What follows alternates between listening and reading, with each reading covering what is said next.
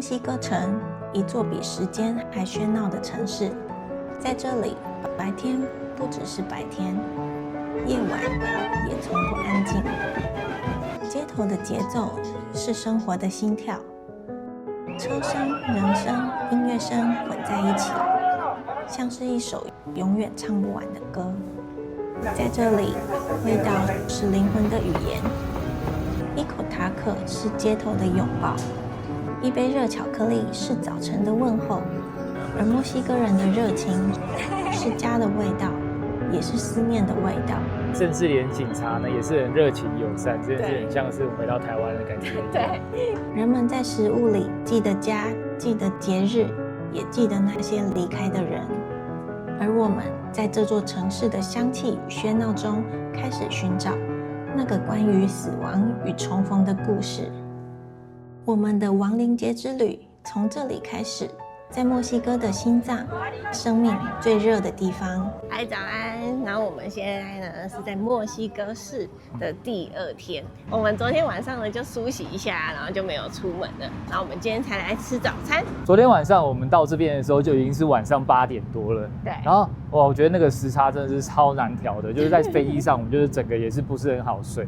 对，因为我们是从欧洲飞来，所以在飞机上就几乎是整个是大熬夜，就是整个白天，所以它灯都没有关起来，然后也没有让我们睡觉，小时候让我们调时差吧。然后 check in 饭店之后呢，又是一个超难睡觉的时间，我完全都睡不着，我大概睡1个小时醒来一次这样子。对，然后我们这一次呢，主要是要来墨西哥的亡灵节。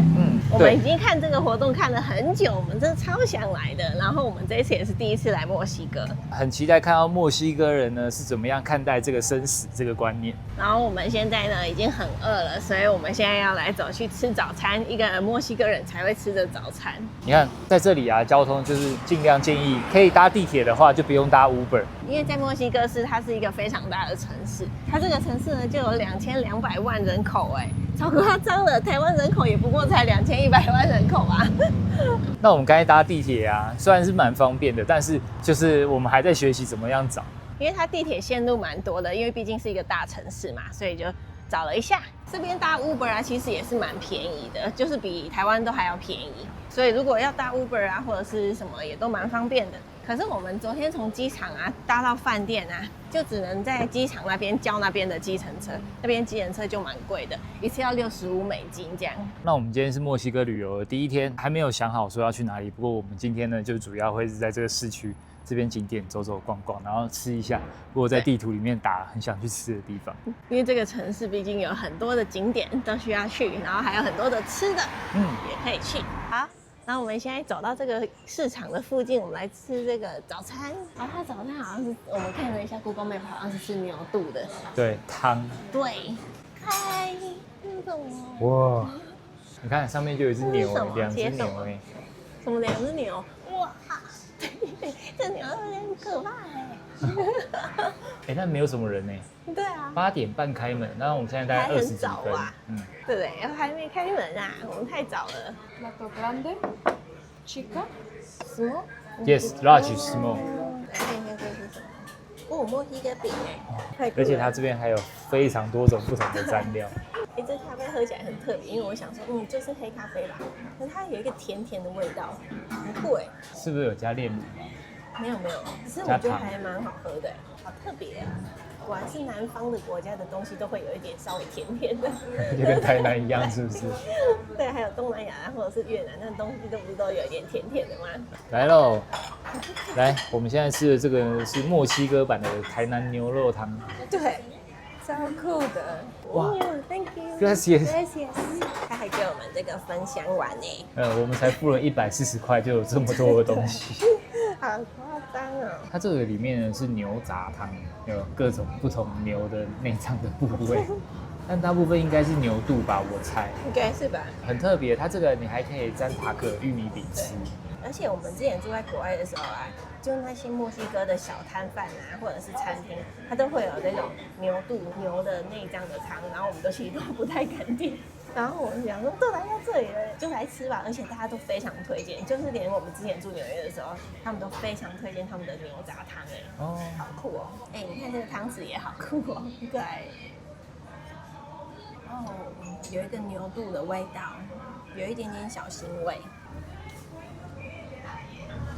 对不对？哇，不止一点。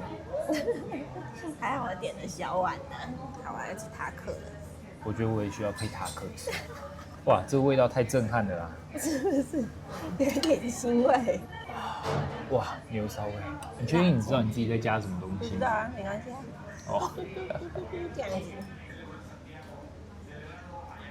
包在这个里面的腥味会被降低，因为我刚刚又加了很多的酱料，然后再加一点这个洋葱。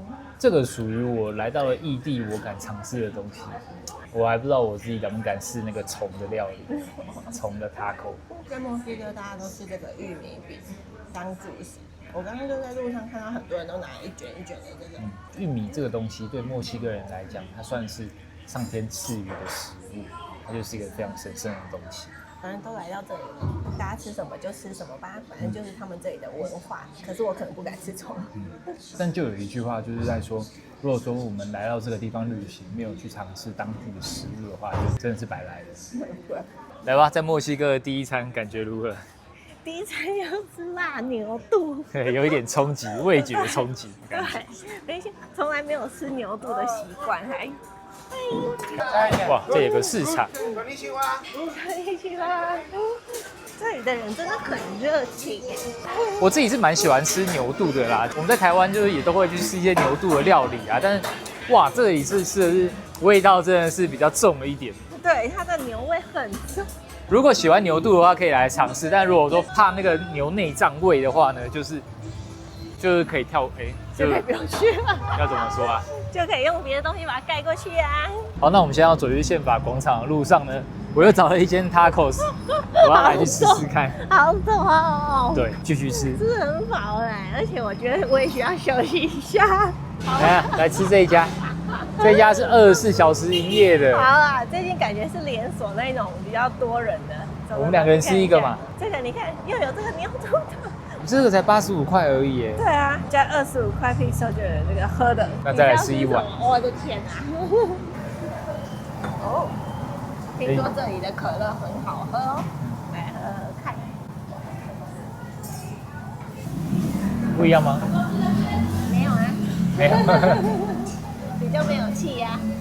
我的第2个墨西哥 taco， 我点的这个是牛肋条的，应该比较不会那么多的冲击。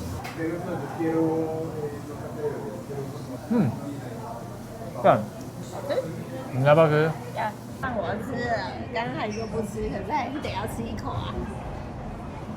这个比较可以接受了，这很可以接受的。而且它的玉米饼的味道也是很香。对，好吃。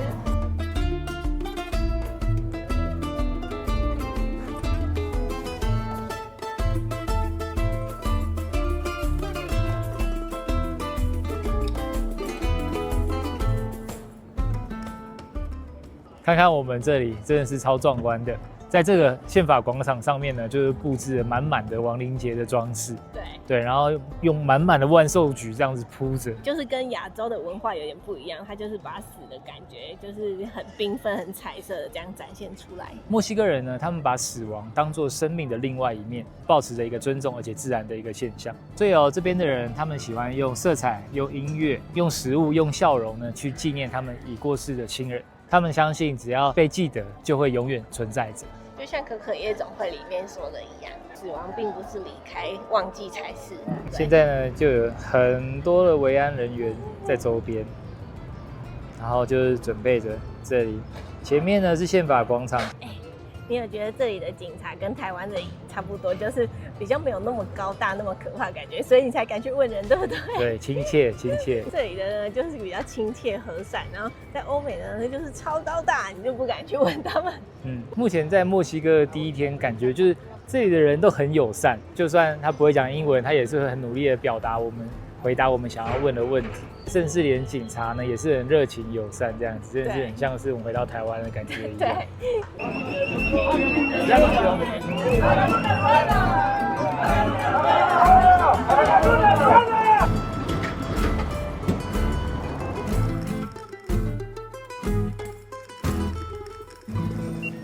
This is a ticket and souvenir for you. Thank you， 欢迎。我们现在来到了邮局的博物馆，然后这样子一个人是50披索。在进来前呢，要把背包给收在这里。这里啊，不只是博物馆，它是现在还有在营业的邮局哦。刚刚我们就看到很多人拿东西来这里寄，那我们现在走来这里啊，也看到他们邮局的内部的流程是怎么样，是在这里。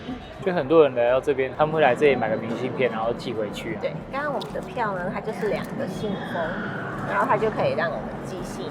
然后这个博物馆呢，也是可可夜总会的其中一幕的取景地之一哦。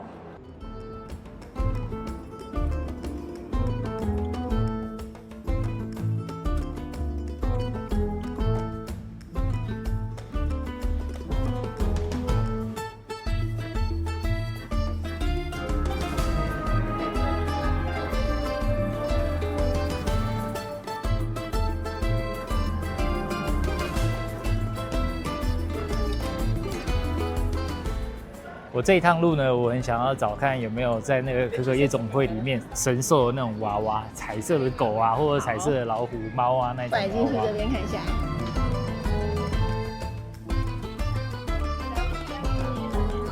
这个就是我说的那个。好像小猫哦，好搞笑。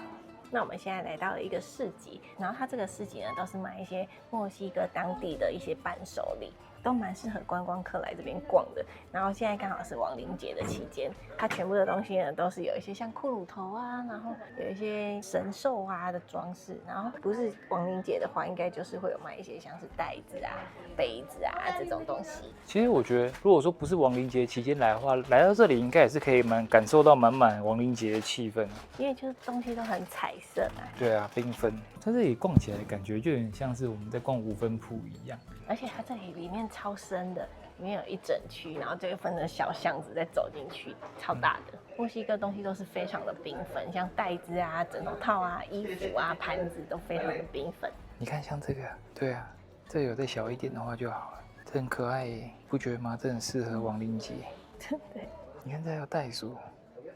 我们现在逛到了这一间店，然后都很可爱，我觉得我喜欢这种东西。这个的眼睛怎么没有用好？把酒拖汤。好来，我要买这只啊。可是它都没有吊饰，就是就自己装上去。就是这可可夜总会里面的那个神兽就是长这样子。好啊，拿这只。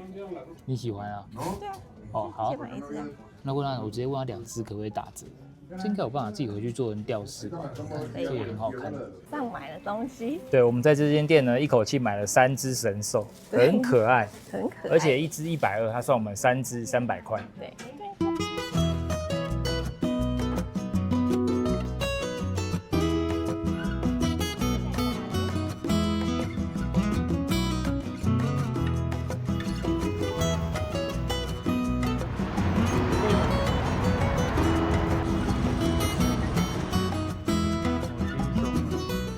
那我们现在呢要走去另外一个景点，就是有一个柱子，然后上面有天使那个景点。然后我们现在走在这条大马路上呢，这条大马路上好像台北的敦化南路，这里就很多上班族聚集的地方，然后有一些便利超市，然后有一些小逛街的地方，然后还有星巴克这种的，超像敦化南路的啦。然后可以看得到亡灵节这些装饰了。那亡灵节呢，它主要的一个游行就是会在这条路上。对。那这一条呢，也是墨西哥城这边最主要的一条道路。哎，你看那边前面那边有一个大大的装饰，因为我觉得来到这边啊，就可以感觉到说墨西哥人对死亡这件事情真的是一件很开放的态度。对，但它中间种满了万寿菊。对，就你可以想象嘛，我们在敦化南路的中间种满了菊花。对，这很难想象吧？在我的感觉里面，他们其实就是把死亡这件事情，他们就是视为一座理所当然的大自然的一个法则。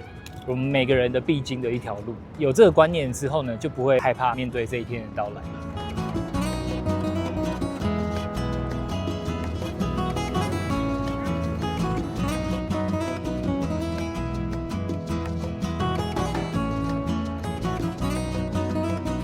我们现在走到的这个地方呢，就是墨西哥独立的纪念柱。当时为了庆祝墨西哥独立，美墨战争的时候，墨西哥独立，就是它这个纪念柱上面有一个天使的样子，这里。然后现在因为亡灵节关系呢，它现在也有很多的装饰，骷髅头在这附近。这些椅子就是有常驻的这种装饰。对，来这边拍就对了。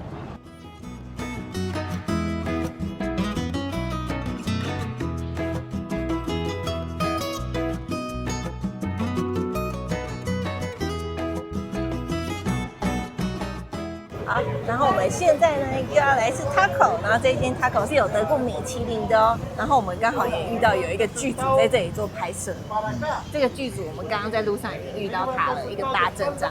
又到了我最期待的环节，继续吃 taco。这里就是一个小摊贩，没有位置的。你要点几个？2个吧。那你有2个，一个那你一个啊，我要2个，我应该可以吃2个吧？哎，你看他这边现做那个饼哎，对，好酷哦。然后它这里的牛肉啊，还有分几种，就是然后它除了牛肉之外，它还有鸡肉，好像还有猪肉的样子。哇，忙碌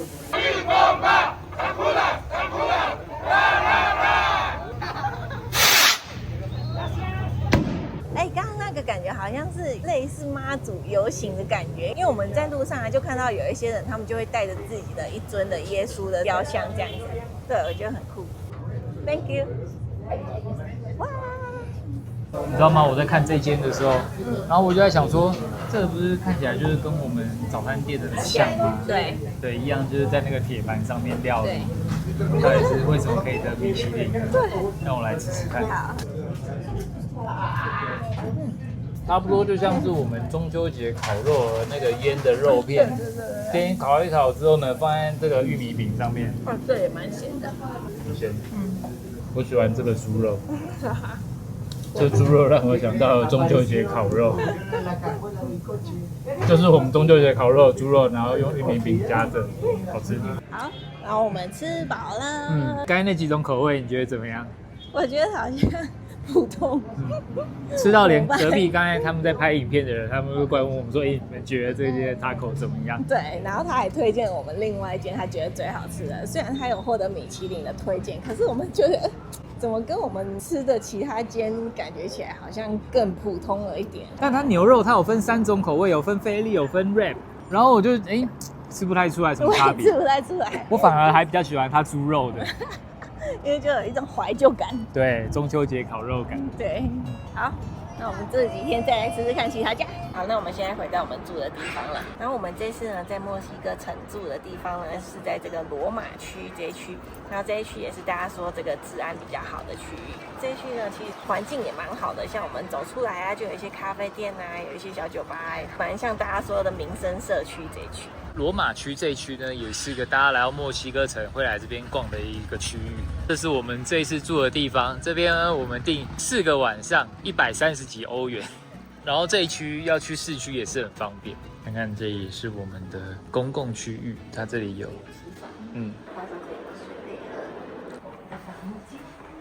哇，有整理耶！啊，这个是我们的房间。这个价钱，然后在这个位置，然后有这样子的一个环境，这样子一个大小，比较可惜的没有吹风机。对，然后就是厕所比较小一点。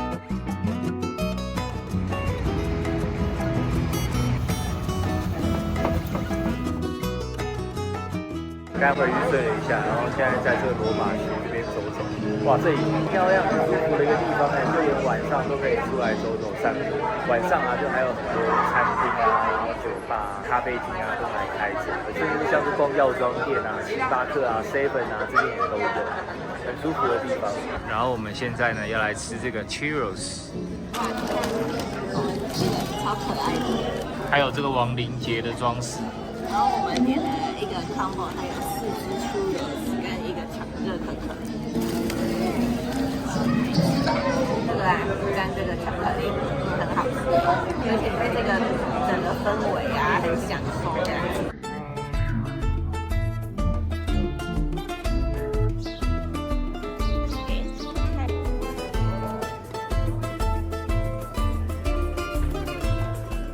早安，那我们今天呢，准备要来去跟一个朋友吃早餐。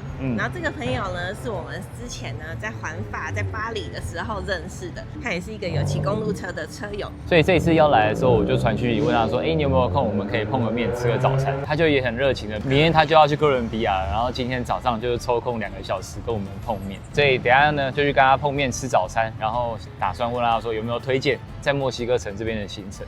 对，好晒哦。超大的。我们现在到底可不可以走啊？可以吧？那我们在墨西哥城呢，我们住的地方是罗马区，那也是网络上大家会比较推荐住的一个地方。这里的环境相较就比较舒服一点，然后周围也有说像是咖啡厅啊、酒吧啊、餐厅啊，然后也很多外国人观光客都会住在这一区，也蛮方便的。然后我们昨天也是晚上的时候在这一区这样子走走。也没有感觉到说治安像是大家想象中的墨西哥这么乱这样子。对。但我觉得如果说是女生的话，还是晚上就尽量还是不要一个人结伴同行。不管去哪里，应该都是啦。对啦，又是去一个陌生的地方，女生还是自己小心一点。在墨西哥啊，随处都可以看得到这种色彩缤纷的壁画。对。漂亮。很欢乐。那你看这些小朋友，上学前还有买东西。真的。然后我们现在呢，走到跟他约的餐厅了。哇，这看起来外面很高级耶，很漂亮哎，而且都有布置这个亡灵节的样子。Willie, hey, morning. We have prepared a gift for you. Yeah, it's the Poke Challenge bag from the Slovenia. Slovenia. Yeah. Oh. And we have some snacks from Taiwan and Netherlands. Oh, thank you. Yeah, this is I snake like from this. Taiwan. I love this. Thank you Thank you for for coming. arranging the Thank time you, to visit us. Thank you, Sheshe. Next You're- time you can ride bicycle in Taiwan. Yeah, there is I- a lot of routes. What do you ride at? Wulin, Wulin. Wulin. Yeah, that's very You like it? challenge one. ¿Hablas inglés? Poquito, sí. This, you should try this because this is the season bread. This is sugar. It is the tradition these days. You only find during this season. We tried that. It is called dead bread. That is made of corn. 蛮特别的一个味道。要吃吃看第二个面包是什么？看起来蛮像的。 Dalo, Cusco. 像芋头煮松， What do you like to have? 它这里面是包芋头，超好吃这的。个比较好吃。 This one is so good, I like it. I like this one. 哦，what's this? This is the grilled eggs. Te encargo otros poquitos. Te los mando. 哇，我们完全不知道我们点的这是什么东西。对他推荐的。去哪去啦？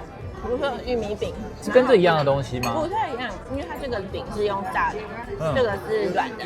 ？What's the name for this? I forgot. Enchilada. Enchilada. 哦，enchilada 跟 chilaquila 这两个我都觉得很好吃。 Chilaquile. 它这是玉米饼，然后包着鸡肉。其实它这里的东西都是玉米做成的。刚刚学这个叫做 cempasúchil flower。 Cempasúchil. Cempasúchil flower. That movie Coco Uh-huh. is the first image for us for this festival. Oh. 好，那我们刚刚跟威利碰完面了，然后他现在先回去了，因为他有事情。然后作为当地人啊，他有跟我们说，在这边呢，你的钱包啊什么啊都是要很小心，东西都要顾好啊，身边的财物啊、钱包啊、手机啊都要拿好。然后我觉得有共同兴趣一起骑脚踏车的人，沟通的有共通语言，就是像食物啊，我们大家都会分食。他刚刚也有说，单车人食物都可以一起吃啊，感情都不错啊。然后我就觉得很有趣，因为他就骑着他的脚踏车来啊，然后我们就有说哦，有哪些地方啊，或者是哪些车手啊，聊了一些脚踏车相关的东西。然后他也有推荐像是墨西哥城啊，这边有哪一些地方可以去，像是博物馆啊，然后有几间 taco 可以吃这样子。我们刚刚也有问了他一些，像是亡灵节是不是每个人的家里都会有那些摆设啊什么的，然后他就说，可是他自己的家里是没有做这些摆设的，就有点像是在市区的人家里可能就没有那些灵坛、神坛啊，或者是一些祭祀祖先的地方这样。然后他也有推荐我们说，亡灵节啊最好的城市就是去瓦哈卡。他说那边的气氛呢更浓，然后对整个城市呢几乎都可以看得到万寿菊。对，然后他也有说那边有很多艺术相关的东西啊可以看这样。然后我们也有邀请他来台湾骑脚踏车，因为他对亚洲的文化并不陌生，对他对台湾他也不陌生，所以我们也邀请了他来台湾骑脚踏车。我就说台湾有很多山，9月的时候有5里的活动可以来骑。那这一家呢我也很喜欢，应该可以算是我目前最喜欢的一间餐厅，我觉得可以来。而且这一个气氛也很好，这一间算是蛮高级的，也是比较贵一点，因为我们这样3个人点2份餐，2个咖啡，这样是900多，然后再加15%的小费。然后刚刚威利也有说到，在墨西哥它是有小费文化的，像是比较高级，像是这一间餐厅啊，它就给15%，然后我们去其他间小间的，它就会有选择5%、10%、15%这样子。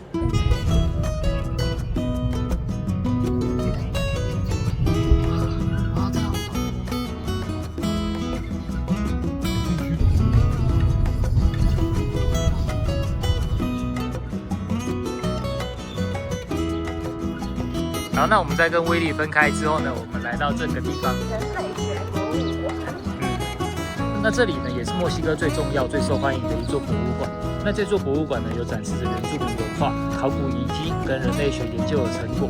在进来这博物馆之前呢，会有先一个包包检查跟 X 光机检查。然后像我这个带这个水，好像就不能带进去，就要放在拉克里面。而进来寄放这个包包呢，是不用钱。把包包给他，他就会给你一个这个牌子。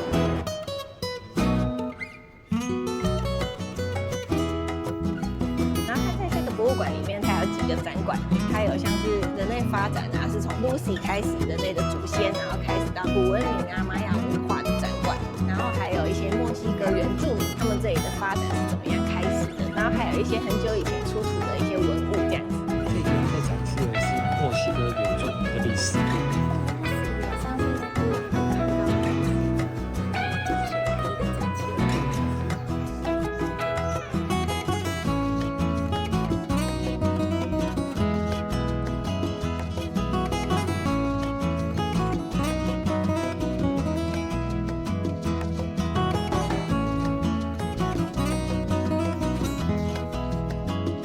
刚才去参观的那个馆呢，展示了墨西哥人的原住民，然后其中一个我觉得特别有趣的地方呢，是在讲亡灵节的历史。那亡灵节呢，其实在很早在西班牙殖民前就存在了。最初呢是由阿兹特克人和其他的中美洲原住民呢一起举行的祖灵节。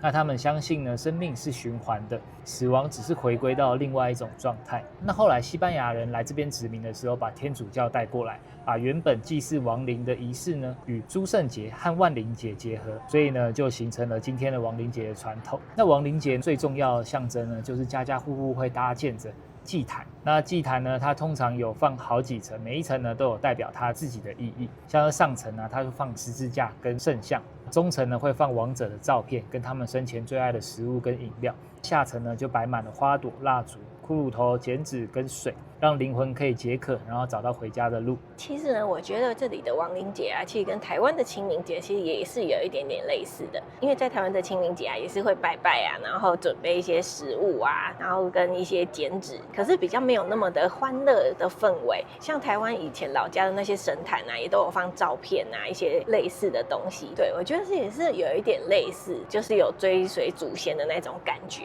那接下来呢，我们要去的地方呢，是这个博物馆的重头戏，这里阿兹提克的太阳石就在这里，这里从入口就可以看到了。完全不用担心你找不到它，我刚才还在担心。你看你的后面这样子也超美的，超好拍的。你看我们前面这个太阳石啊，对，你看它是一个太阳的形状，它有1、2、3、4、5、6、7、8个尖尖的。对，那它这个8个尖尖的呢，它就是代表着东西南北，就是在表示说他们在那个时候就已经有东西南北的这个观念了。那除了东西南北之外，另外4个呢，就是在象征着四季，春夏秋冬四季。那再过来这边呢，也有一个这个博物馆的看点，就是这个蛇群女神像。所以在这个神像呢，你可以看得到蛇群、骷髅、舌头混合在一起的造型，它就是象征着生命与死亡、再生跟力量，以这4个来带出人类学神话的背景。这一座 Qualiqui， 它就是代表着人类的一生，就是生跟死。从前面啊就是生，然后它后面呢也有一个骷髅头的像。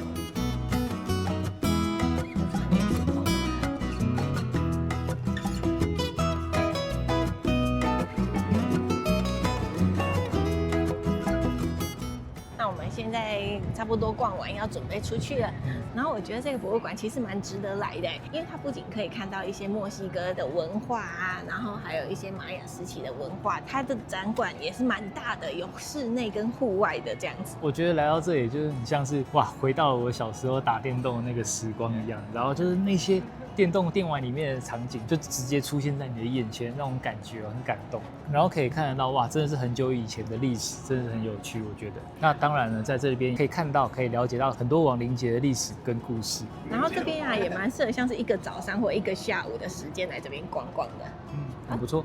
想到有一天会死掉，还是有一点心酸酸的。这就是生命，不管是人或者是任何的生物都是这样子。对，它是一个自然的一个现象。对。